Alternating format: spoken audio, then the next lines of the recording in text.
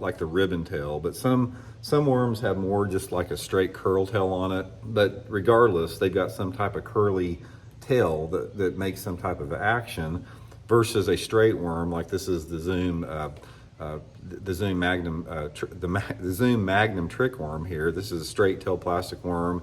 This is actually how worms started out. Back when they first came out with plastic worms that I started using back in the 60s and 70s, they were all like the cream worms or the flip tails, which were straight, and they still work just as good today. So the question is, when do you want to use a curl tail? When do you want to use a straight tail? This is a complicated answer. I wish I could give you guys just like a clear cut, this is when you want to use it and when you don't want to use it. But one thing you're going to find out about it, it's like they work in both situations. If they're biting a plastic worm, a lot of times you can catch them on straight or curly tail. So there's a little bit of a it's not as simple as just saying under these conditions they're going to bite a curl tail, under these conditions they'll bite a straight tail. Ultimately, you have to just fish it to find out what the bass prefer. But here's one thing I can tell you about it from my experience.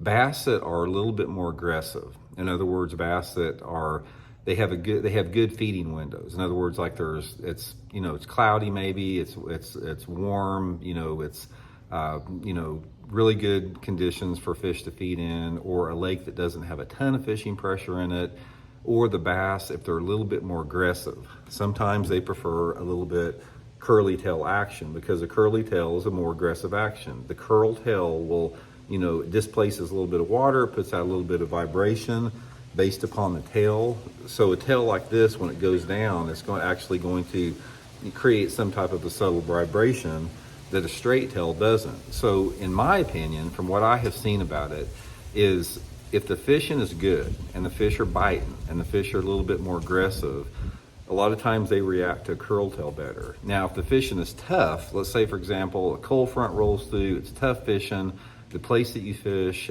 has a lot of fishing pressure on it, maybe the fish are really finicky, they're lethargic, they're not in an aggressive mood for whatever reason, that is when they like the straight tail. There's not as much action to it, it's a little bit more subtle, just seems to work a little bit better in those highly pressured areas.